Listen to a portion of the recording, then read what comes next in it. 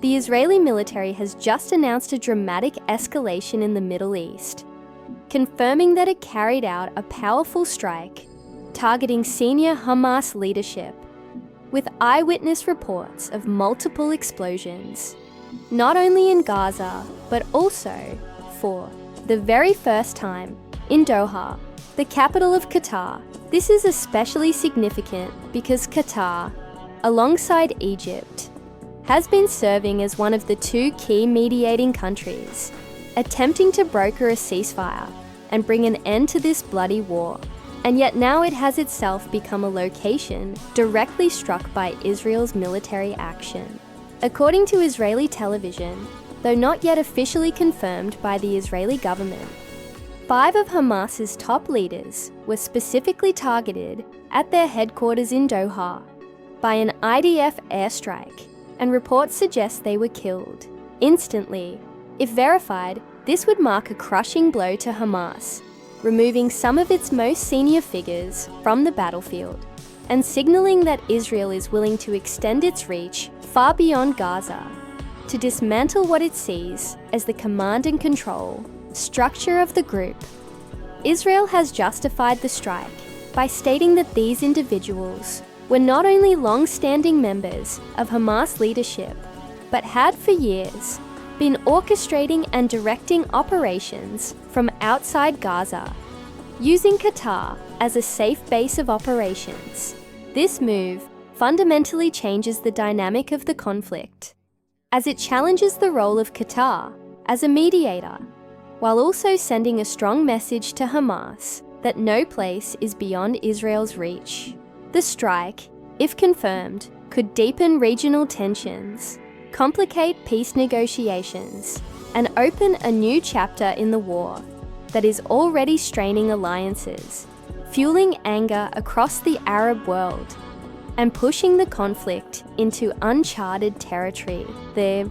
Israeli military has claimed responsibility for striking senior Hamas leadership in Doha, Qatar, in what officials describe as retaliation against individuals directly involved in planning and orchestrating terror operations, including the brutal October 7th massacre, and for continuing to manage the war against Israel from abroad. However, the irony and controversy surrounding this strike lies in the fact that these same individuals were simultaneously serving as negotiators in ongoing talks aimed at securing a ceasefire, negotiating hostage releases, and facilitating prisoner exchanges, speaking directly with the United States and other mediators, while enjoying safe haven in Qatar, which was deliberately chosen as neutral ground for such diplomatic efforts. Reports from Trey Yingst indicate that Qatari officials reacted sharply, condemning the Israeli attack in the strongest possible terms as cowardly and unacceptable, vowing an immediate response, a reaction echoed by Hamas leadership, who were already under immense pressure during a critical moment when a new ceasefire proposal involving a hostage handover and Palestinian prisoner exchange was reportedly being advanced by the Trump administration. Meanwhile, Israeli and Western media note that the strike targeted key figures who had risen in prominence after the death of Hamas leader Ismail Haniyeh in Tehran last summer, when the group consolidated much of its political and operational command in Doha, effectively turning Qatar into a safe operating hub hundreds of miles away from the war zone.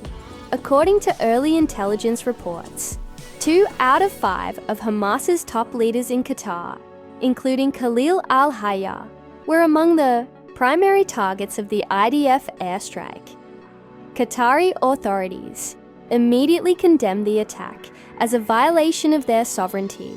emphasizing that the individuals killed were also the public faces of Hamas's negotiations with Egypt, Qatar, and other international mediators. Negotiations aimed at securing the release of the remaining 48 hostages from Gaza The element of surprise was notable, as Israel had never before struck inside Doha,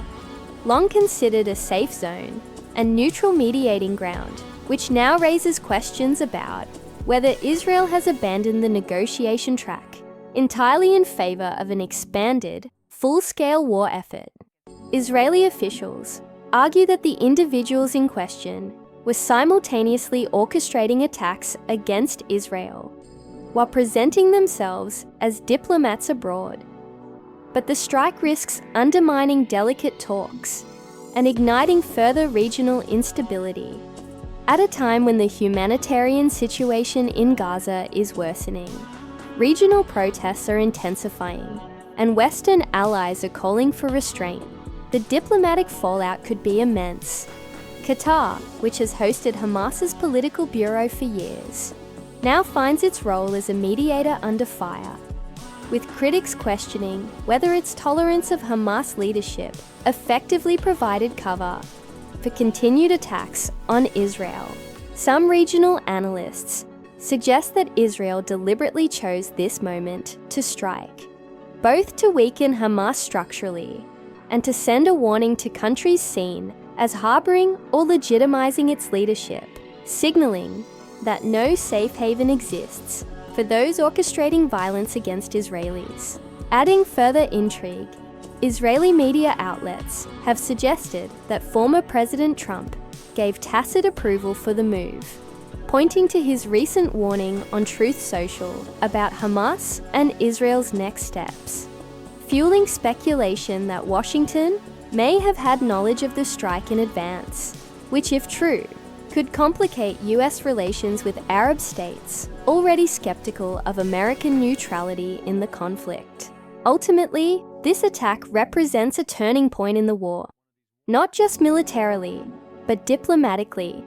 as it underscores Israel's willingness to cross new geographic and political lines to eliminate Hamas leadership,